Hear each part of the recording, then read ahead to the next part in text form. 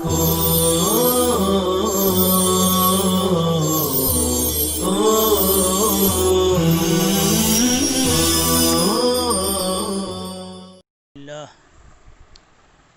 للہ وکفی وسلام علی عبادہ الذین اصطفی اما بعد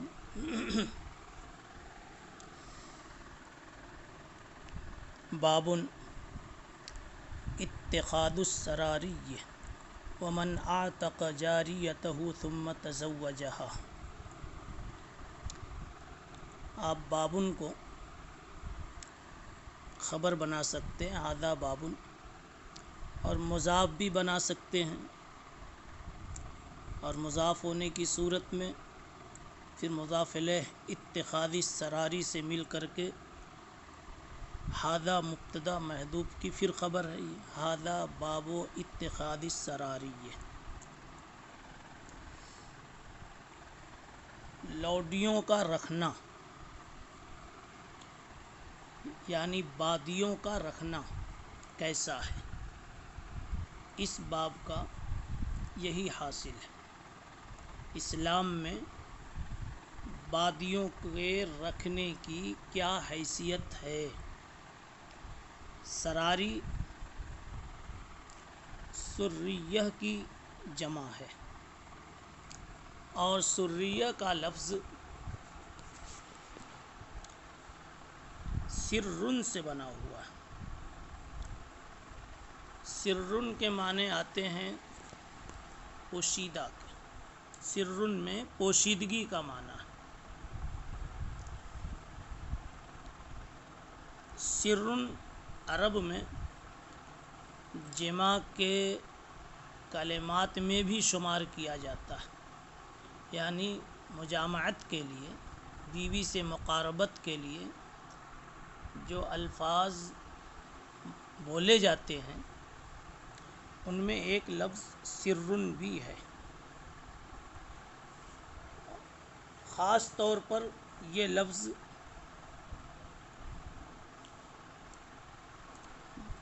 بادی سے جمع کے لیے بھی بولا جاتا ہے۔ اب بادی کو سریہ کیوں کہتے ہیں؟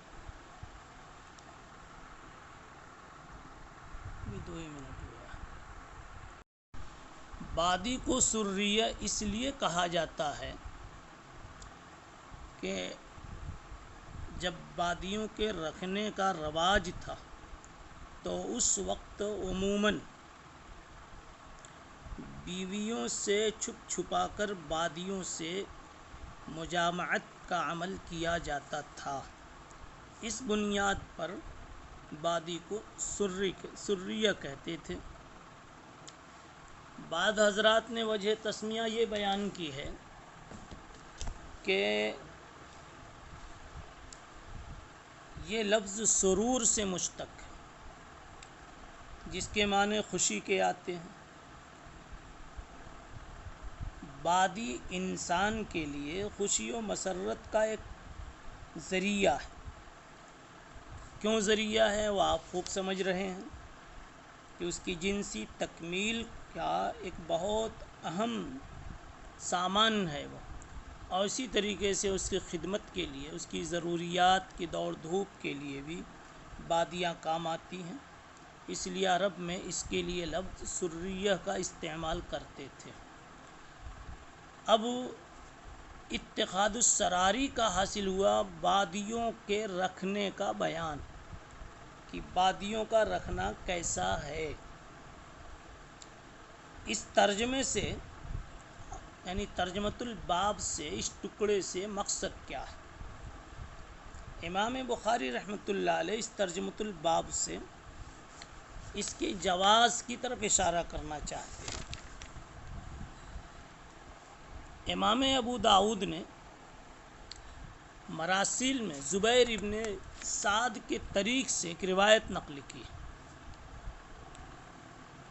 کہ حضور پاک صلی اللہ علیہ وسلم نے ارشاد فرمایا، علیکم بأمہات الاولاد فإنہن مبارکات الارحام، بادیاں رکھا کرو،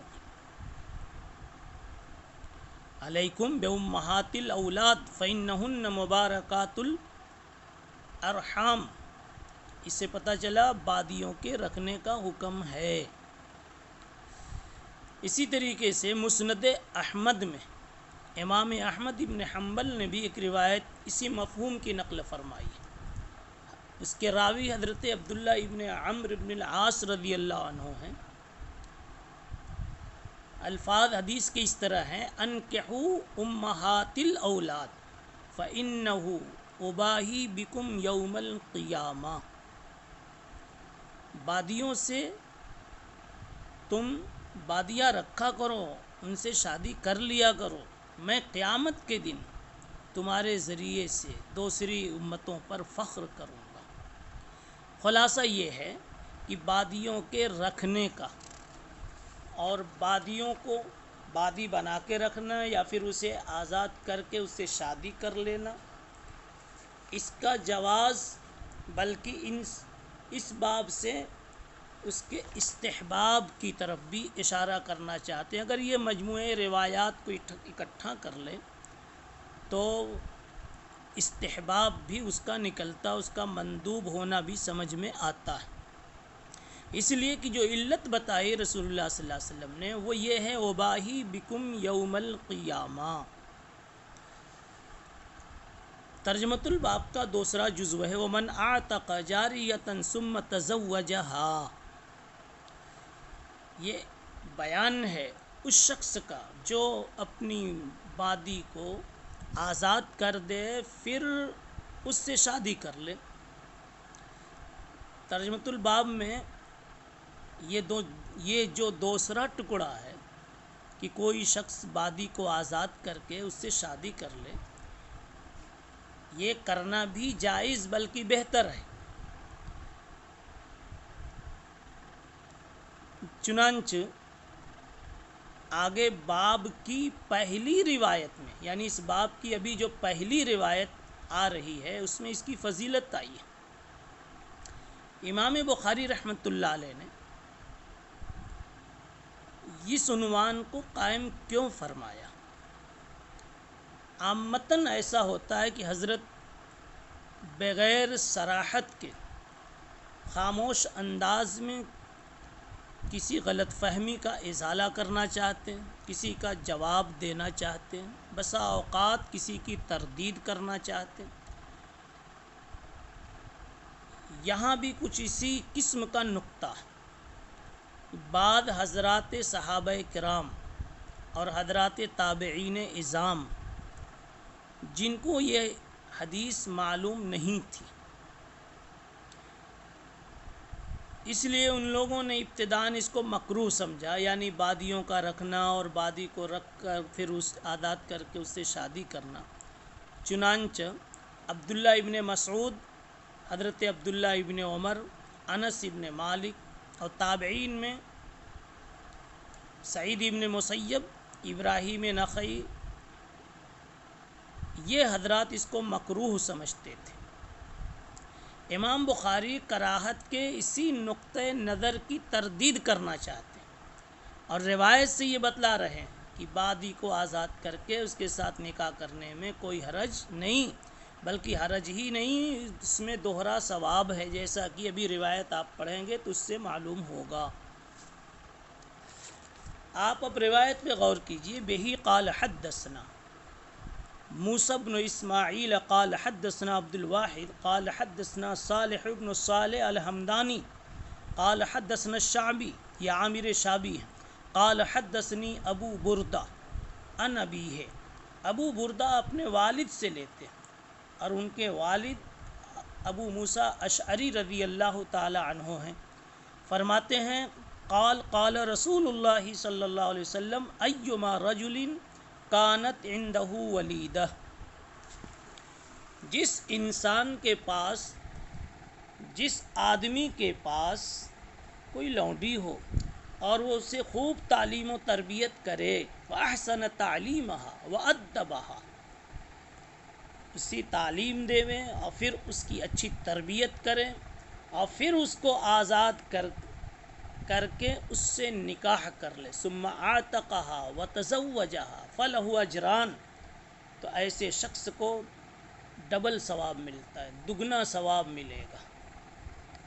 اور آگے فرمایا یہاں اس ٹکڑے سے امام بخاری رحمۃ اللہ علیہ کا مخصوص ثابت ہو جاتا ہے کہ ایما رجل کانت عندہ ولیدہ، جس کے پاس کوئی بادی ہو اس کی تعلیم کرے اور اچھی تعلیم کرے، اس کی تربیت کرے اور اچھی تربیت کرے، ادبہ تربیت کرنا، اور تربیت کا حاصل ہے تحسین اخلاق، تحسین احوال، یعنی اخلاق کی لائن اس کی درست کرنا، اس کے بول اچھے ہوں، اس کی سوچ اچھی ہو، اس کے کردار اچھے ہوں،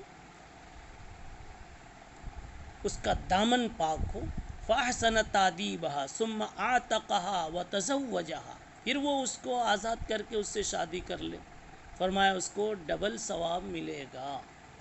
یہ ڈبل ثواب ملنا صرف یہ نہیں کہ ایسا کرنا جائز ہے، بلکہ ایسا کرنا بہتر ثابت ہوتا ہے، اور یہی باب کا مقصد تھا۔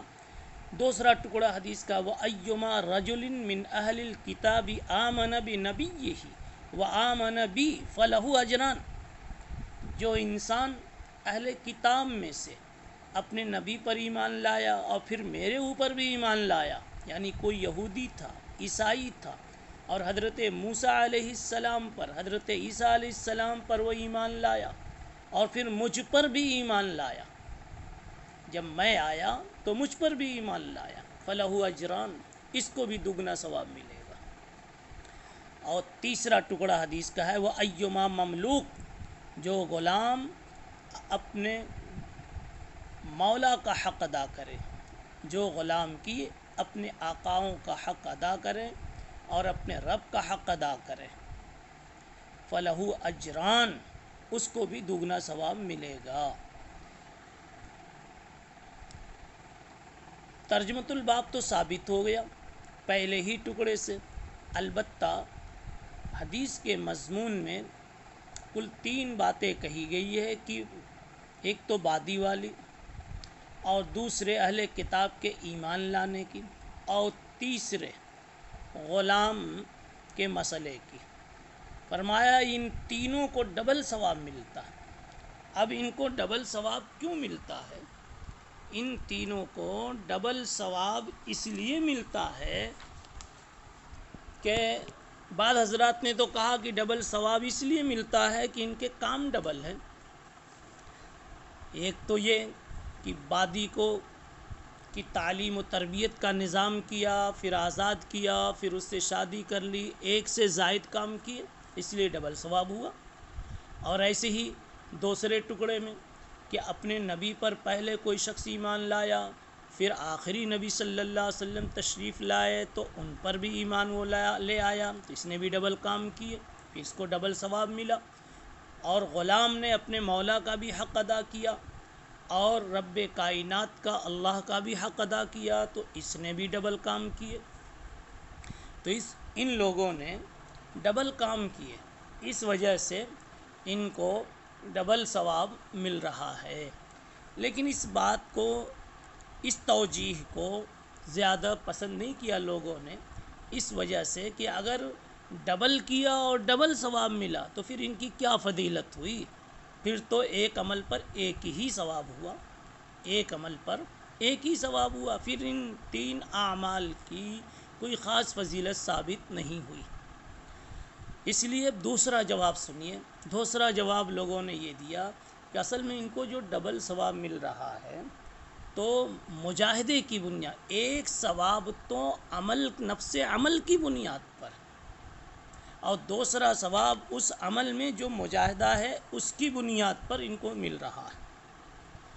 جو مجاہدہ ہے وہ کیا ہے؟ بادی رکھنا، اس کی خوبصورت تربیت کرنا، تعلیم دینا اور پھر اسے آزاد کر دینا، یہ بادیوں کو پڑھانا، تربیت کرنا اور پھر آزاد کر دینا، یہ بہت بڑا مجاہدہ ہے، اس لیے کہ جب تک وہ بادی تھی، آپ کی خادمہ تھی، آپ ایک خادم اور نوکر اور اجیر کی طرح سے آپ اس سے کام لے رہے تھے، لیکن جب آپ نے اس کو آزاد کر دیا اور پھر اس کو منکوحہ بنا لیا، تو رشتے ازدواج میں آ جانے کے بعد، منکوحہ ہو جانے کے بعد اب خادمہ کی حیثیت اس کی نہیں رہی، تو آپ نے اپنا آرام، اپنی سہولت، اپنی خدمت، یہ ساری چیزیں قربان کی اور اس کو راحت پہنچائی۔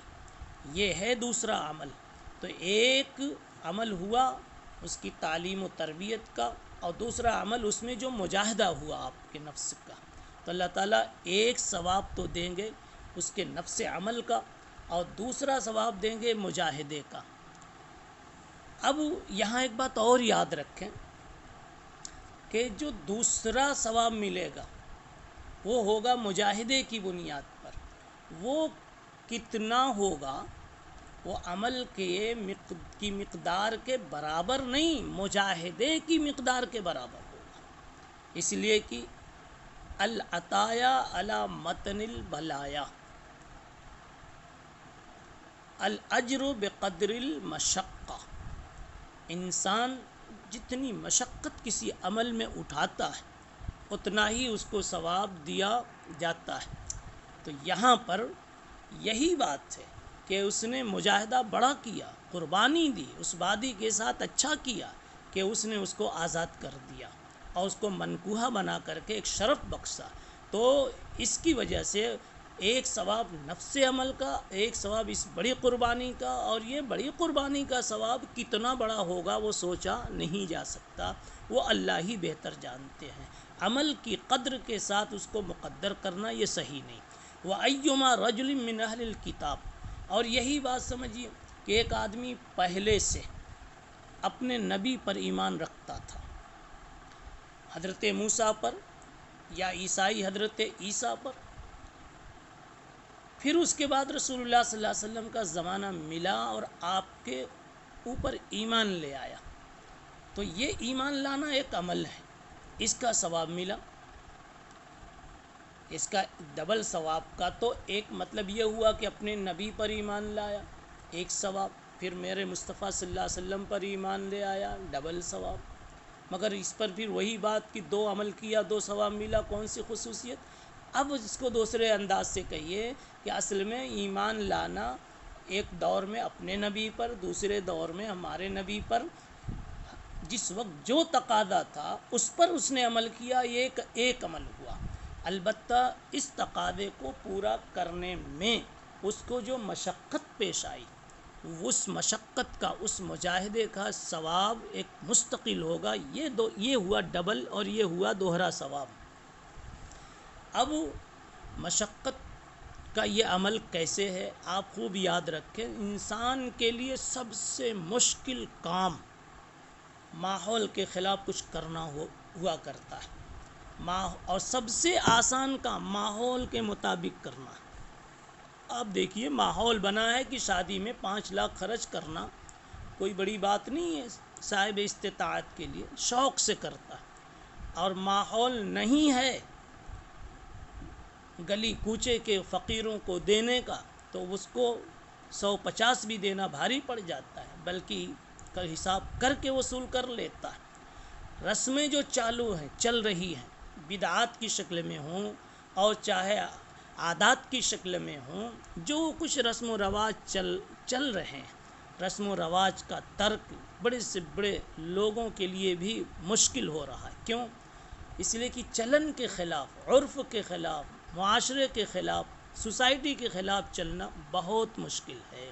آخر کفار نے یہی تو کہا تھا، ما وجدنا علیہ آباءنا، باپ داداؤں کو جس دین پر پایا وہ کیسے چھوڑ دیں؟ چھوڑنے میں یہی سب سے مشکل ان کو پیش آئی، سب سے بڑی مشکل یہی پیش آئی تھی۔ اب جو انسان اپنے نبی پر ایمان لے آیا اور پھر نبی آخر الزماں صلی اللہ علیہ وسلم پر ایمان لایا تو واقعی اس نے بڑا کام کیا۔ پھر تیسرا ٹکڑا، ایما مملوکن ادا حق موالی، جو اپنے آقاؤں کا حق ادا کرے اور پھر رب کائنات رب العالمین جل جلالہ کا حق ادا کرے۔ اور ظاہر سی بات ہے کہ دونوں کا حق ادا کرنا بڑا مشکل ہے۔ دو کر لینا یہ تو دو کام ہو گئے، لیکن مولا کو بھی خوش رکھنا اپنے اور اللہ کو بھی خوش رکھنا۔ جب دونوں میں تعارض ہو جائے اور دونوں میں ٹکراؤ ہو جائے، اس وقت کیا کروں، کیسے چلوں، یہ ایک بڑے مجاہدے کا کام ہے۔ ایک ہی ٹائم میں دونوں حکم کبھی متوجہ ہو جاتا، اب کروں تو کیا کروں، لیکن کوئی غلام اگر دونوں کا حق ادا کر دیتا ہے تو ایسی صورت میں اس کا یہ بہت بڑا مجاہدہ ہوا کرتا ہے، ایسی صورت میں اس کو ڈبل ثواب ملتا ہے۔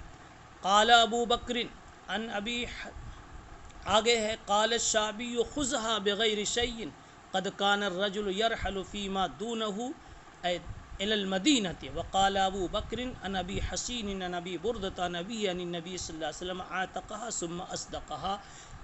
اگلی مجلس میں انشاءاللہ اس ٹکڑے پر بات کی جائے گی۔ سبحان اللہ بحمدہ، سبحان اللہ العظیم۔